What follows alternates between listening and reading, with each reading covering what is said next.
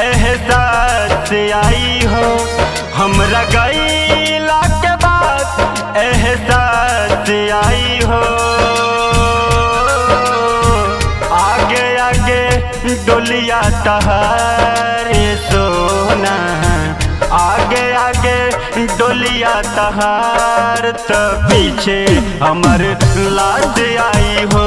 ए सोना आगे आगे डोलिया तहार त पीछे हमर लाश आई हो।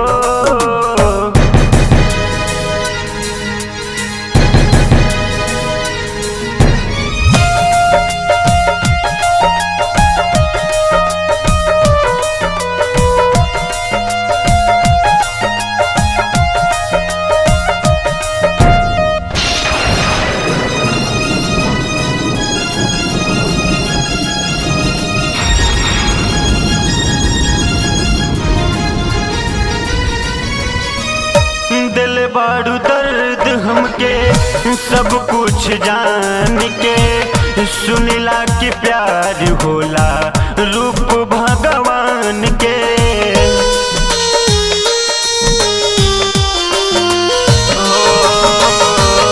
दिल बारू दर्द हमके सब कुछ जान के, सुनिला कि प्यार रूप होला भगवान के।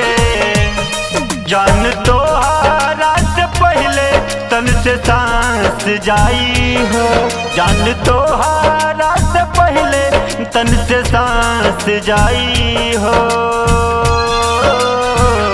आगे आगे डोलिया तहारे सोना, आगे आगे डोलिया तहार त पीछे हमर लाश आई हो। सोना आगे आगे डोलिया तहार त पीछे हमर लाश आई हो।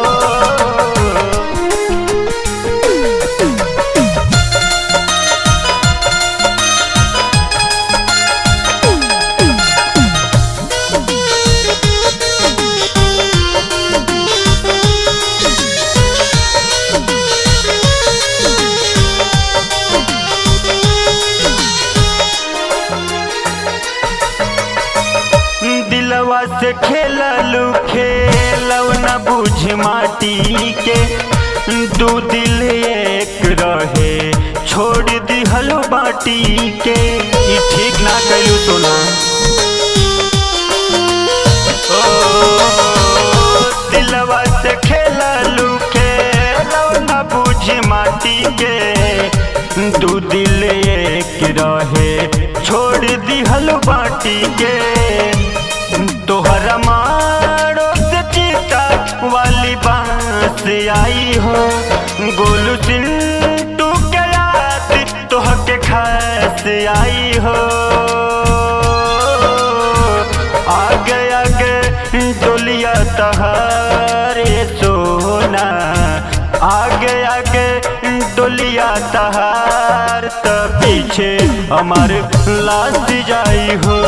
सोना आगे आगे डोलिया तहार त पीछे हमार लाश आई हो।